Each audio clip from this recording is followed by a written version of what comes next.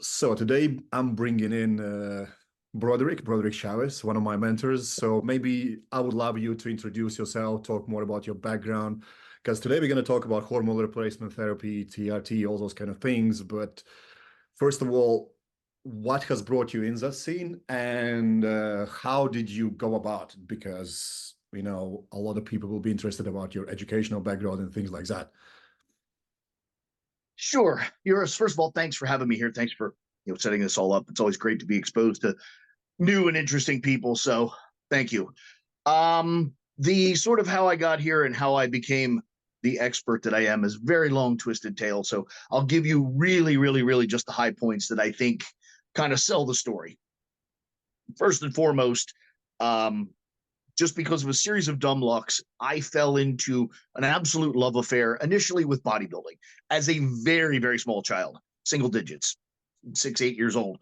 I discovered weightlifting. At the time, I didn't really differentiate it from bodybuilding. I saw Olympic weightlifting, fell in love with it, fell in love with the idea, sort of the romanticism of it. Pursued it relentlessly, literally relentlessly. Hounded adults, hounded people, anyone who would sit long enough for me to attack them, I would attack them about, where are the weights? How do you lift weights? What's going on with the weights? How do I get big? How do I get muscles? And like most childhood, fetishes, it did not fade. I pursued it and continued. And slowly the people around me just started to take me serious simply because I wouldn't give up. And that gave me a slow immersion into the world of bodybuilding, powerlifting, competitive weightlifting, etc. And that, whether you say fortunately or unfortunately, comes with the baggage of PEDs and drug use. So my initial exposure to drugs was purely in the world of sports. It was purely in the context of sports. And it was purely in the, not that drugs are wonderful, not that drugs are great. It's that drugs are a necessary tool to accomplish this. It's like running shoes for a marathon runner. You just don't do it barefoot. It's better with shoes, so you use the shoes. It, so it's very important that I point that out because, again, my immersion into the world of drugs was not as drugs are cool, drugs are awesome, I love drugs. It was purely this is a required tool to succeed at the given task. So that was the mindset. And I am fortunate, very, very fortunate, that through this immersion, I had the fantastic luck. And to some degree, I think luck is something you make. So I pursued well and was fortunate enough to come into contact with very, very good mentors and teachers and, dare I even say, role models that really reinforced that they really tried to lose and block and prevent the romanticism of drugs and really give me the reality of drugs. So, I won't give you the whole high points. I competed here, I won this, I did that. Just I pursued sports. Sports came with a baggage of drugs. Drugs brought me in contact with very high level people with a mindset of caution, intellectualism, and also a ruthless, unrelenting desire for knowledge, which jived very well with me. That led me to university. In university, I collected a degree in biology, a minor in chemistry. I don't normally mention this, but I will for the sake of it. My minor in chemistry was actually a little bit of a capitulation. I originally wanted a double minor, or rather double major of biology and chemistry. And I found chemistry much harder than I thought I would. So I actually dumbed it down to a minor. But nonetheless, I collected those degrees, which did me very, very good service. It was a very good decision. A lot of people look at me and think that I would have, could have, should have pursued sports science or something like that. I really am very pleased that I pursued biology because, and this will loop back into the conversation when we start talking about drugs and TRT and hormone replacement for people. And when I say people, by the way, that's certainly not a besmirch. I make a hard delineation between competitive athletes and everyone who's not. So people are people, athletes are different. It's sort of like, calling out race cars compared to sports cars. If it's road legal, it's not a race car. That's kind of how I differentiate that. So just to explain my language. But I make the point that the biology served me very well, because as a biologist and having been trained the way I am and having trained myself the way I have, it it is my practice to always step back, pull the lens back, and instead of looking at the individual, or even maybe looking at the individual group, I try to look more at the total species. How would this work for real in the real world, in the, if you will, in the wild? It's sort of the difference between looking at an animal in a cage and looking at an animal on the savannah. They are different and they have different interactions. So I always try to approach this subject as a biologist from the biological context of, what do these hormones do? What does this creature do? How do we get the two to do the same thing at the same time? That's going to make a much better outcome, a much more survivable outcome. And I notice one other thing, and I'll wrap this little tirade up, the rambling, meandering up, and that is, you'll notice one thing I didn't say in all of this is I didn't mention safety. I do sincerely. I have used drugs since I'm 16 years old for sports purposes and now for TRT purposes. And I've managed to make it more than 50 years on this earth, so I don't think the drugs are overly dangerous, but I don't like associating the word safety with drug use. I sort of think of it like riding a motorcycle. Riding a motorcycle is fun. It's exciting. It's fast. It's economical. It's a lot of things. But the one thing you really can't accuse it of being is inherently safe. Yes, there's dumb shit you can do that's unsafe. Sure. Doing a little, standing up and waving your arms and shit. That's definitely unsafe. But going fast with no machinery around you is inherently not hyper safe. That's how I view drug use. It's fun. It gets you places faster.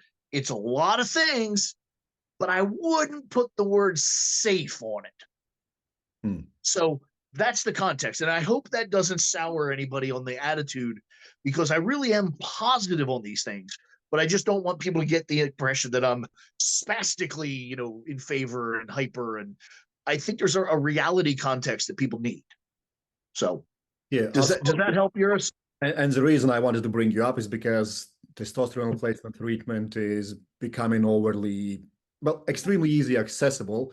And the people I work with tend to end up being younger and younger and younger when they get prescribed that, like their early 30s, which to me is like, well, there might be something underlying that you could have fixed before you go this route if you were not an athlete. So absolutely. Could you explain how hormone replacement therapy works and benefits for people who are in their later age? And maybe tap into what I just mentioned, that is there an incline that this is needed for people who are younger now, whereas opposed to being 40, 50, 60 years old? Because now we see them in 30s. And I have had a person I believe it was 24 or 25, his body did not produce any testosterone anymore. Sure. Well, the problem, and let me say, I'll save the problems for the end. Okay, first, before we even touch on that, let's really, really quick do the whole biology thing, step back, talk about the starting point.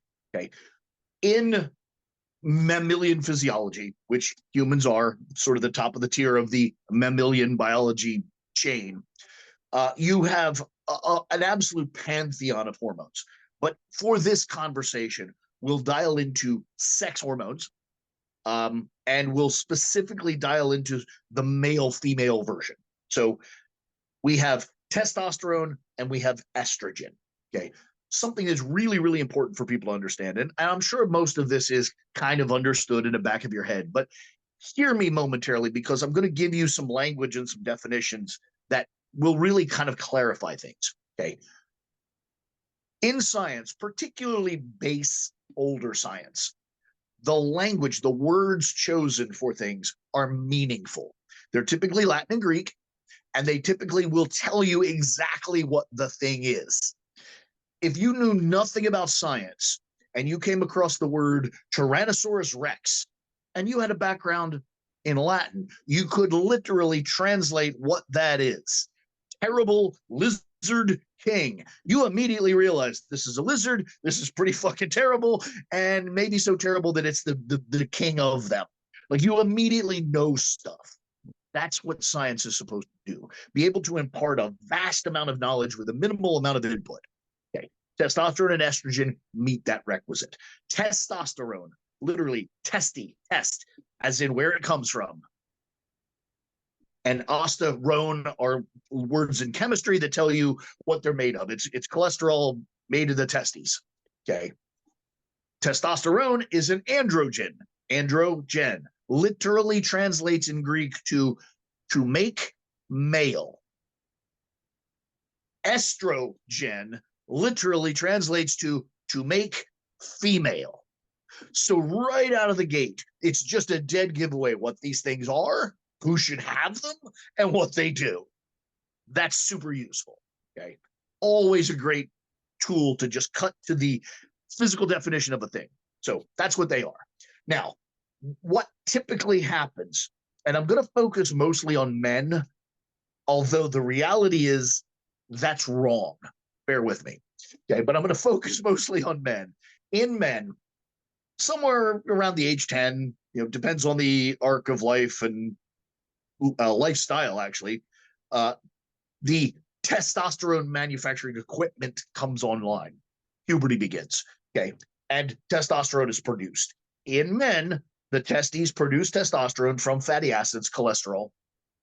And then in men, the fat cells that they have produce an enzyme that converts a portion of that testosterone over to estrogen. So now their body's making testosterone and then making some estrogen from that testosterone. Yes, men have estrogen. Yes, men need estrogen. We'll talk more about that ratio and that stuff when we actually talk about implementing drugs and maybe monitoring drug use. But that's the system. So testosterone comes online, and this blank template prepubescence gets to make male. Hormone comes on and does just that, makes them male. And then a portion of that comes online to convert to estrogen and add some female characteristics, or dare I say, to moderate the male characteristics.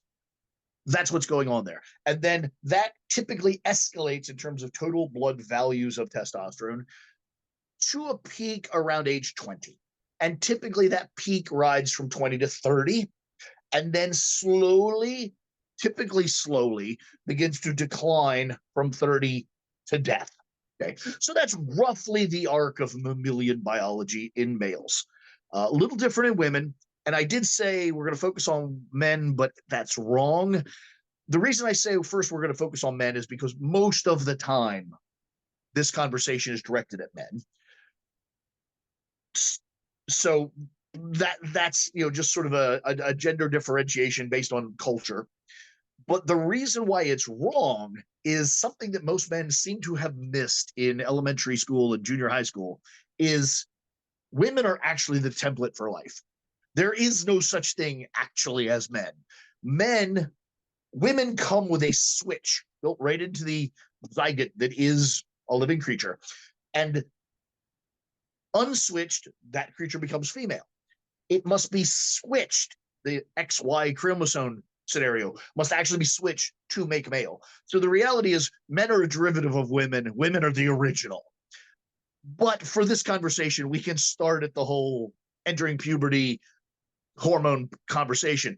But just know, as a base biology, it's really all about women. Men are sort of the afterthought, not the other way around. Even though we're very self-important and think we're the top of the food chain, we're actually kind of like the second or third step. But anyway, so that's roughly the scenario.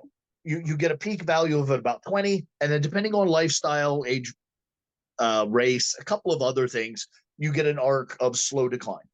Okay. The first thing I want to point out is most people focus desperately on the value. My testosterone is this number, and this number is lower than that guy's number, or that guy, or the chart tells me I should be at, the middle of the range is 500 and I'm at 400. They have some sort of comparative concept. Yes, the comparative concept is real, sort of like wealth. One person can be richer than another person for sure. But just like wealth, It's a little bit more about lifestyle. How do you live at that value? It's not whether you make 1 million or 10 million. It's what is your day-to-day life? If your life is good, that million is fine. You don't need 10 million. If your life is less than you want it, now perhaps you need more wealth. So immediately I would say, don't focus entirely on the value, but the consequence of the value is a much better proxy. That said, like wealth, I will say, if you add more wealth, you typically add a better lifestyle. That seems to be the way it works. If you have more money, you tend to be able to afford more things.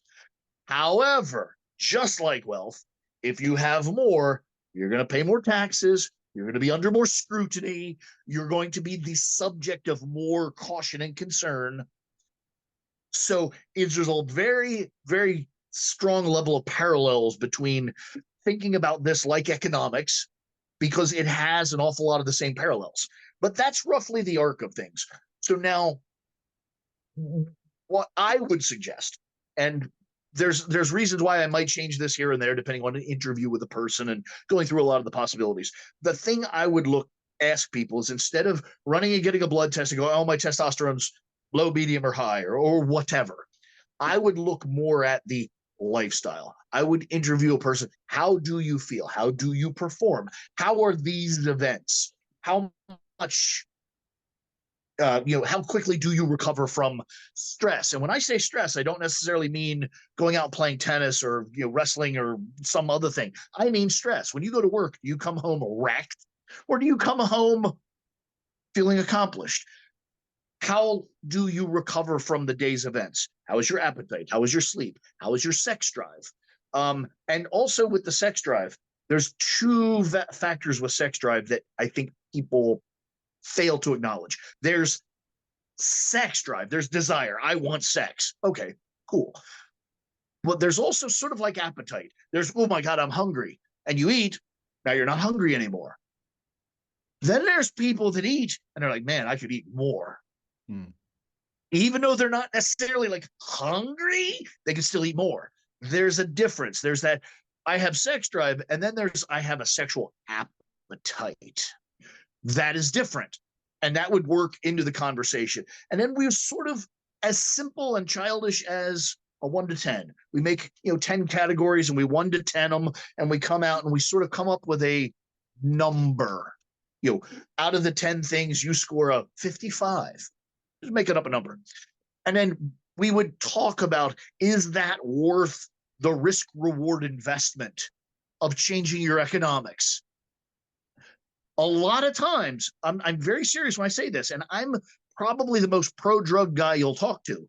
A lot of times, something on the order of 50% of the times, I would say, it's actually not worth the investment now. It's worth doing this, going through the motions, having this conversation to kind of get an understanding. I'm close, but I'm not there. But I will say that the honest truth is, most of the time I find that, maybe not most of the time, a lot of the time, I find that they're close but not there. But it's a really useful exercise to go through and kind of get the positioning. So I hope I answered what you asked and probably gave you a whole lot more, but I apologize. That's my style. Yeah, because most of the time, well, especially now when I was in America for a few months, and all you see is adverts, hey, let's check your testosterone values and you might need this. And more often than not, they probably don't need that. They're probably highly stressed and so on and so forth. And like I said, I work with a lot of guys who are in their early 30s and testosterone is completely tanked, and their doctor never does full blood panel. But when we do full blood test, their stress hormones are through the roof. Absolutely. So and yours, if I can, I don't mean to interrupt, but let me add something that I didn't add. Again, as the biologist, I would point out that stress is stress.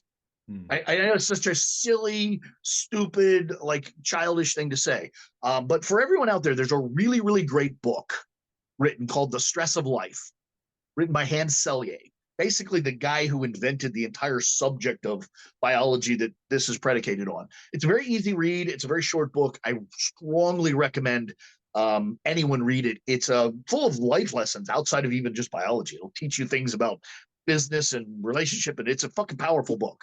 But the underlying premise in the book is your body is a very multifaceted machine, and it doesn't really know if you're running a marathon or running from a tiger. It doesn't know if you're lifting weights or chopping wood. It doesn't know what it's doing. Only from the neck up does knowing take place. The rest is just machinery that works. Your car doesn't know if it's going to the grocery store or to California. It just knows to run. That's basically the thing here. And the moral of that story is, you as a business person, you as a housewife, you as a house husband, you as a professional athlete are burning energy and compiling stress to do the thing you do. And that stress builds up, period. So you can be in the same sort of physiologic, metabolic, and hormonal hole as a housewife that someone else could be in as a professional athlete, or as a professional stockbroker, or so on and so on. So a big problem that people make is sort of, not to say delude, because that sounds very ignorant, but they sort of delude themselves into believing that they're in a special position. I am under so much stress. This is so, you are. But newsflash, asshole, life is hard. Stress is everywhere. So Yeah, that's great. This is kind of bringing me up to a few questions I have written down, which you kind of tapped in already. okay. But I'm just gonna list a few of them. So, what are the most common symptoms or signs that indicate that hormone replacement therapy is needed? Okay. How do you diagnose hormonal imbalances and necessity for hormone replacement treatment? And the last one is, what specific tests and evaluations would you do throughout the treatment to make sure that this is the right tool for the right job? How you always highlight that there needs to be a correct tool to fix this issue. Yes. All right. Well, one thing you entered into that, I was with you with all of it, but one thing you said is necessary. Use the word necessary. At what point is hormone replacement therapy necessary? Again, I'm going to be obscenely pedantic and obscenely biologically specific, but the answer is never. There is never a necessity. I don't want anyone in this conversation to live this way, but I want to point out to you that you can neuter a dog, you can neuter a human, and they continue living. There is zero necessity. It's certainly a convenience. It's certainly a positive. But I want to point out that when you say necessity to a biologist, you're talking about life and death. It is not. Okay. I realize that doesn't really have context in this conversation, but I think that having a true baseline origin of honesty improves the conversation. So that's where I would start. There's no necessity. From there, going back to your more sensible questions of how would you diagnose this and where would you go with it? I would suggest people do something that they probably won't do and certainly don't want to do. And that is, before they even talk about this diagnosis, they take 1 week and go on vacation. I'm not joking, because go back to my earlier conversation, stress is stress is stress. The first thing you need to do is get away from the stress to actually know what you are like while unstressed, a condition that you probably don't exist in on a daily basis. The first thing I would recommend is you do nothing. You go to Club Med, wherever, I don't care where it is, but a low stress environment. Not hookers and coke and craziness. I mean a beach. I mean a nice green golf course. I mean fucking relax. Relax, allow stress, inflammation, water retention, all of the things that you've built up. By the way, appropriately. Those are all the appropriate things you get. It's like calluses on your hand. You get calluses on your hand as a defense to gripping things. You get water retention and stress hormones and all those things built up as a defense to dealing with the idiots at the office. It's normal. Just because you don't like it doesn't make it not normal. That's important. Okay, so first thing I would suggest is a week of nothing. Calm down, cool off, even if it's just stay in your house, read books, watch Sports Center. I don't care what it is. Whatever's relaxing to you, do that for 1 week. Then get blood work at the end of the week. While you're waiting for the blood work, you and I have a conversation. And when I say you and I is whoever's the me to you. Sit down, blank sheet of paper, put some very basic points. On average, how well do you sleep? On average, how good is your appetite? On average, how good is your sex drive? How good is your repeat sex drive or sexual appetite? Water retention, joint pain, clear-headedness. Maybe get a little bit of subtlety in there. How do you respond to stress? What's your first response? Do you panic? Do you get angry? Do you go through some very basic things? I would say a 10 is a nice number of points, because if you do 1 to 10, over 10, you have a target score of 100. Nobody scores 100. And nobody scores 0. So it gives you a nice sort of percentile, concept to go through. And I would do all of this, and I missed one important point. I apologize. I don't have notes prepared for this. So before filling this chart out, I would have part of the conversation. I would say, let's set up some ground rules. Let's say anything 60 and above, you probably don't need drugs. You just need coaching. Anything 50 and below, drugs are in the conversation. Anything 40 and below, drugs are probably part of the solution. Then we honestly go through and fill out chart, and now we just sort of have, a chart of, a line in the middle, and we have red and green. And, if you're in the green, you're good to go. Go about your fucking life. If you're in the red, let's stop, and talk about it. And I think if you go through that sort of systematic and also honest, and fucking honesty is the tough one, people. I'm with you. I've been an athlete my whole life. I know how hard it is to admit something isn't good or you're not good at something. Boy, that makes me angry. Adds to my stress, pushes me a little closer to that line. But that's the key. Have a plan, follow the plan, a diagnostic plan, follow the plan, and follow it honestly. And then the worst of the worst, commit to following the outcome of the plan. I don't know how many people go through this, find I don't really qualify. By my own description, I don't really qualify. And then they do I want to do it anyway. I don't care if you want to do it anyway. I'm completely okay with free will. But I will tell you right to your face, you're cheating. You're not following the plan. Again, your money, your life, your risk, you can do whatever you want. I'm okay with that. But I will tell you, you're not living up to your agreement. And that's how I would go about that. And by the way, that sort of kind of frank to the point talk is why I'm not nearly as famous or as wealthy as all of these TRT clinics, is because I will tell people, it's not really for you. You're not the guy.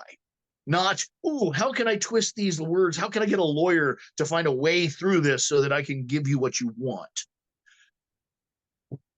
Yeah, because more often than not, I don't know how much you are going into this, but what I see is these TRT clinics, they usually prescribe your testosterones and, hey, let's throw in some ipamorelin. Maybe we need some metformin, maybe a million other things. And basically you just go from one drug to 15 at the end and anti-estrogens and God knows what else. Yes. So maybe following on that, you could tap into if there are any kind of advancements in hormone replacement therapy that do make sense, maybe some thyroid drugs, maybe some anti-estrogens, because more often than not, what I have seen with people who are prescribed testosterone, they usually come with added anti-estrogen already.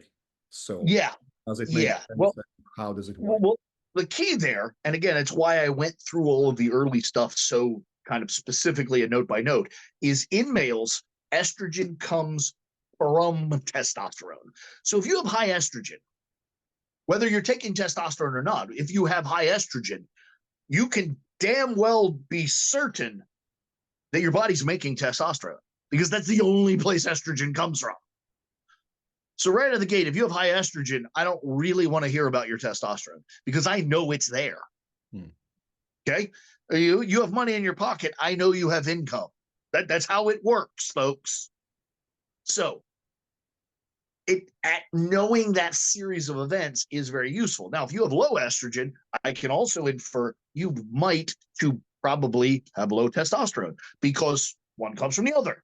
You don't have money in your pockets, kind of thing.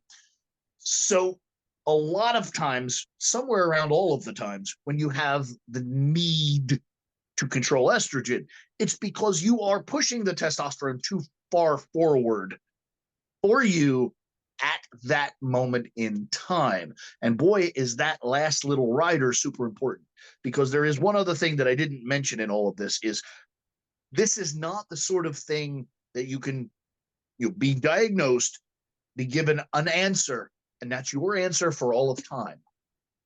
It isn't, because you change, the world changes, and dare I even say, if the drugs are working, they will change you. And if they change you, well, then you're fucking different. And you will probably require different modalities moving forward. So there is definitely a dynamic shift to this. It's, again, like income. If your income is high and you're doing well, when you move up the wealth ladder, you become different tax bracket, different social structure, different. Well, now it's fucking different. So expect change. Yes, I understand that you're paying someone like me to fix things and dial things in and whatever language you want to use, but just know that it's not a one-time job. It's a constant evaluation, intervention, moderation, etc. Again, just like your financial advisor or your whatever, they're always tinkering with shit because it's never good enough and it's always changing. All right. So bringing that to life is what factors would you consider when talking to somebody about hormone replacement therapy when it's female compared to male? What Okay, influences do that is much more. It's a much more subtle conversation because, first of all, to make male, you don't really want to make a female male. Rarely is that the desired outcome. And when it is, it's usually so kind of over the top that the subtlety loses. So if you're talking about the housewife to business power female, it's they want some of the goose, but none of the fat. They want they want the duck, but not the fat. So it's a little bit. So it's a very subtle, very small. Plus, women are hypersensitive to androgens. So not only is the goal small, but the desired amount is even smaller yet. So it's a much more incremental intervention. And then secondly, because women typically, and I'm not being anything other than biologically honest, women typically have a higher body fat percentage. Not that women are fatter, but percentage wise, they typically have less muscle and less bone density. So they typically have a higher percentage of fat. Remember that fat is where the enzyme that converts testosterone to estrogen. So women tend to have a greater propensity to turn whatever androgens they have into estrogen, making them more female. So in some ways, poorly moderated female HRT just winds up turning the female dial to 11, which isn't, again, their goal. So it must be very, very delicate, very, very incremental. And I would say for women, the much more important thing is to look at the surrounding environment, thyroid and insulin. What is their diet like? What is their activity like, which tends to modulate insulin, which then tends to modulate body fat? Pair that with slightly more controlled thyroid values. Women, again, not being anything other than honest, have a 5-time higher likelihood of having low thyroid values over the age of 40 than men do. That's 500%. That's a lot. That alone is enough to, you tick the calendar to 40, go to the fucking doctor, get a blood test. You have 500% more likelihood. That's worth investigating without my help whatsoever. So yes, hormones as in testosterone, estrogen, even progesterone are part of the conversation, but they're a much smaller part of the conversation for women. And the surrounding bone density, body mass, activity, organization of life. And another thing, again, not being critical of women, I'm simply pointing out the Western world historical roles women tend to be considerably less muscularly active than men. And just fixing that, or fixing maybe isn't the right word, because who am I to say I'm fixing the world, but just adjusting that and implementing more weight training and a more bodybuilding-ish lifestyle can be enough alone. Pair that with a little bit of hormonal inputs, you can get really, really big outcomes. And then the other thing I would point out for women is every female knows that teenage boys are asses. We were, and we, the next generation coming along will be. The reason I point this out is that is essentially, a teenage boy is essentially the step between blank template and man. That is that sort of step that women will be threatening if they overdo sex hormone inputs. So just know that that's sort of what we don't want. We don't want that assish teenage boy, hyper horny, hyper spastic. So that's sort of the red flag zone, if that helps. I think you can even expand on that. I don't mind if you talk about like that, which is basically why so many bodybuilding coaches sometimes will put women on TRT, HRT, whatever you name it. Absolutely.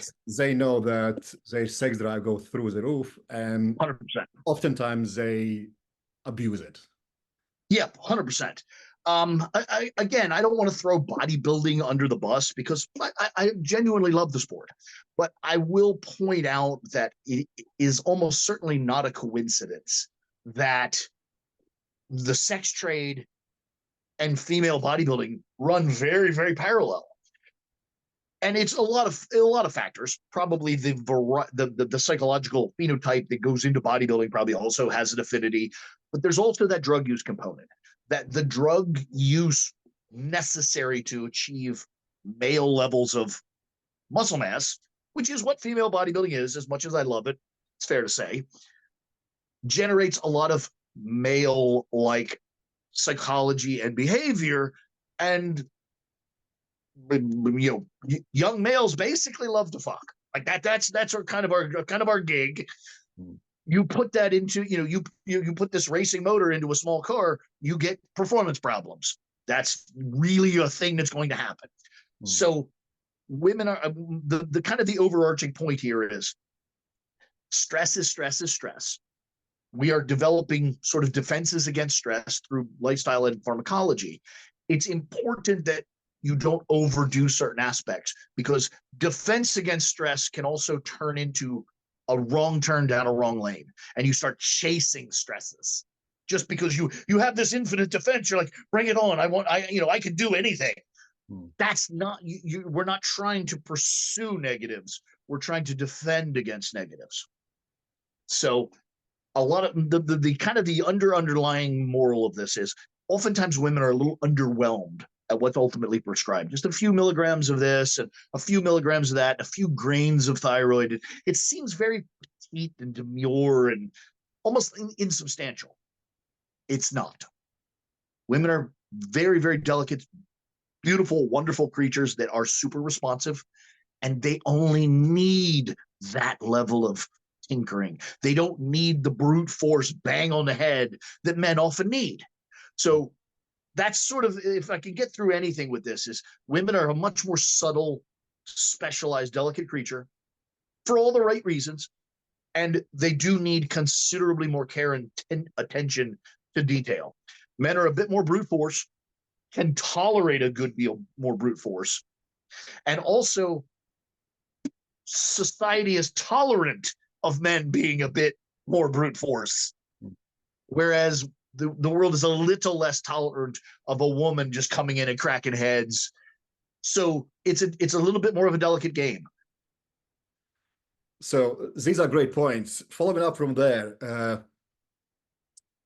can you expand if there are any benefits of combining hormone replacement therapy with lifestyle changes? Because more often than not, TRT clinics that I see is they just get you on, and then all they do is just keep sending you hormones. Right.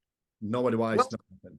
Well, I think you're setting me up, Eurus. I think you know what my answer is going to be, but for the sake of the viewer, the sake of the listener, sure. I view it entirely different than the way you just outlined. The thing to understand here is TRT clinics are what they are. They're drug vendors, they're doctors, they have that role. And I actually sort of appreciate that they stay in their role. They stay in their lane. Like, I'm a drug dealer, so I just sell drugs. Oh, cool. Okay. I don't want to take drug use advice from my drug dealer. I want drugs. So I kind of view them as that. They're a legal outlet to drugs. Cool. That's super valuable. That's super useful. I, on the other hand, again, as the biologist, I would not look at you as, oh, you want drugs. I would look at you as, you're a mammal, you're a pithecan, you're a human. Oh, these are the things you need to do. And so I would look at you more as the species, more as the function of the species. What do you need to do? You need to be able to eat, sleep, have sex, do your job, move around, function. You play golf, you play tennis, you do this. So I look at more what you need to do and then start thinking about the things that we need to implement to get you to do the things you need to do. And weirdly, the last thing on my list would be drugs. The first thing would be, let's get your sleep under control. Let's get your appetite under control. Let's get your sex drive under control. Let's get your body composition under control. Let's get your day-to-day, I can't talk to you about your sex drive until you actually have some sex. Like, we need to get to the stage of function. You need to be doing shit.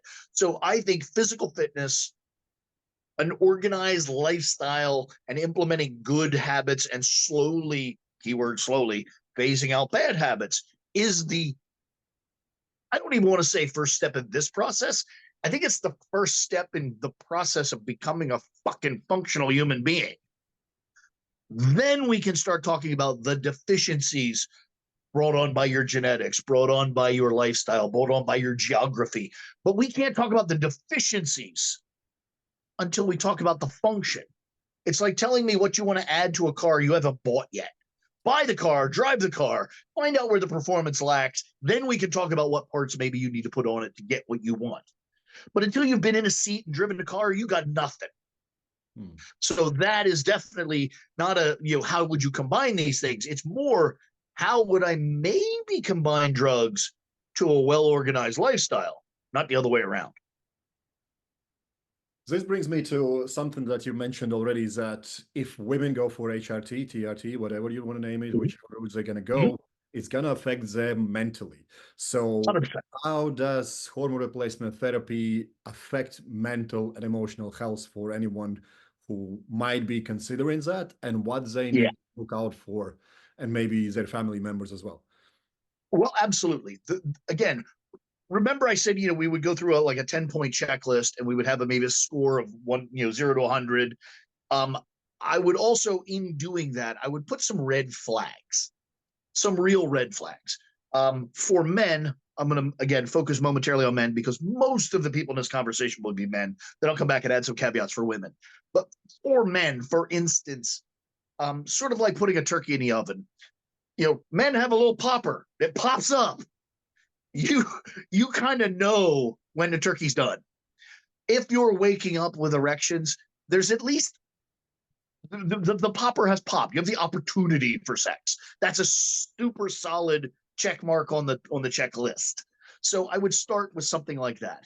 And then I would also, like everything that's good can be bad, I would say, if you start popping the turkey popper, middle of the day, middle of the afternoon, middle of a work, meeting, you've probably gone too far. Dial it the fuck back.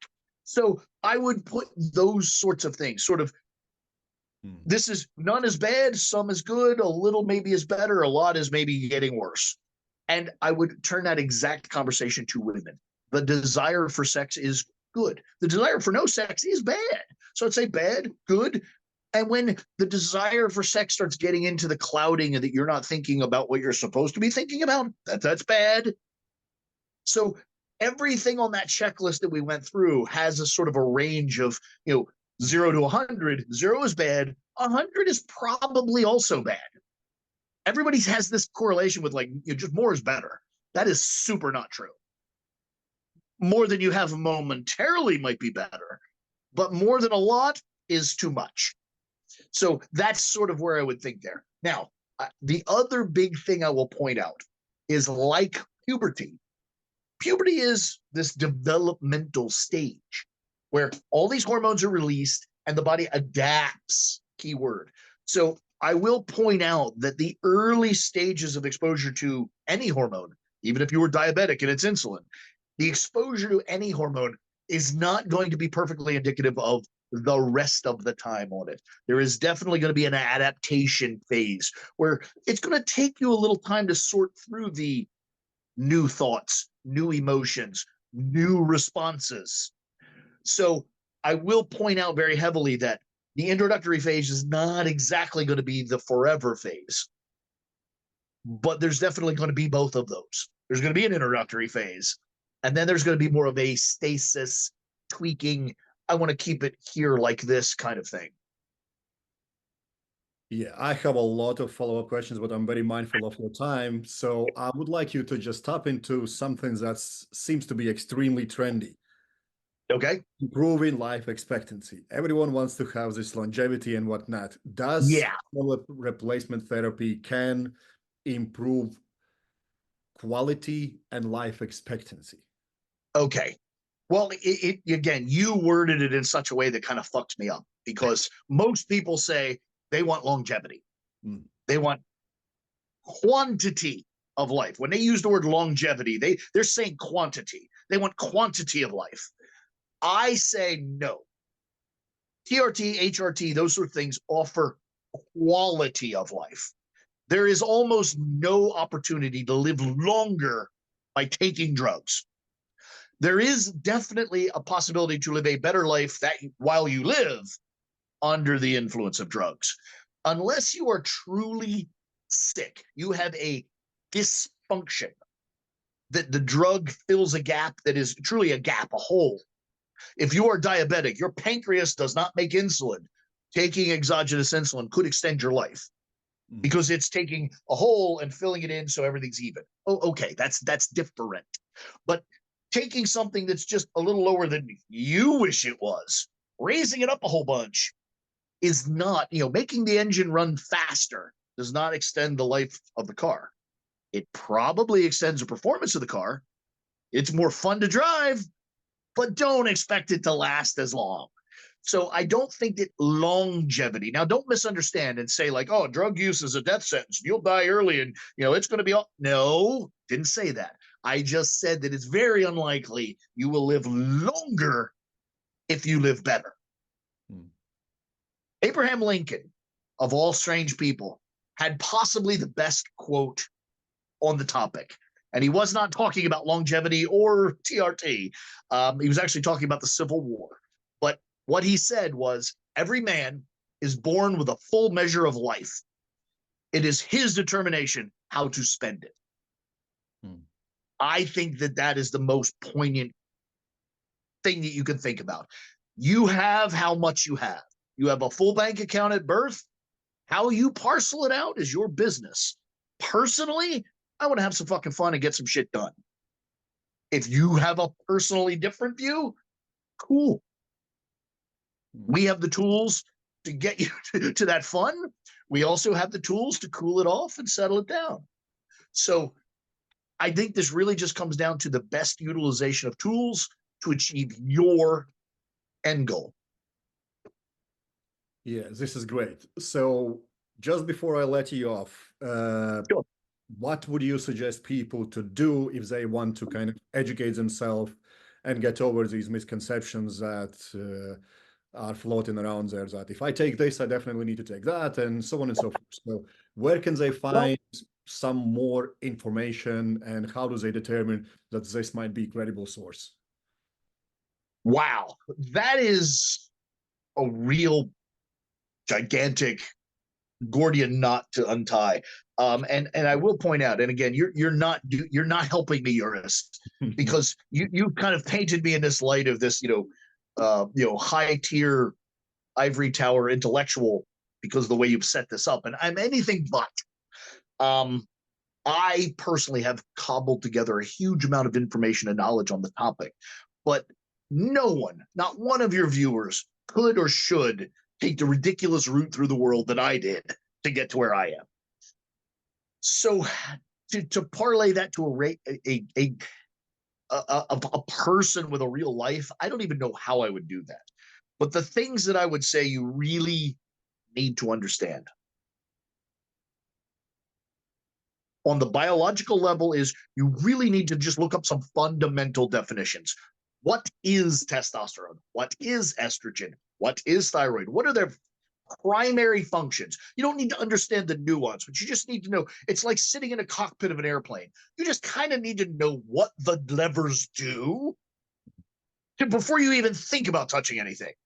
You know, which one's the gas? Which one's the wings? Which one? Where? You're flipping the light on the bathroom on and off, trying to get the wheels to come down. Like, you got to know what switches do what.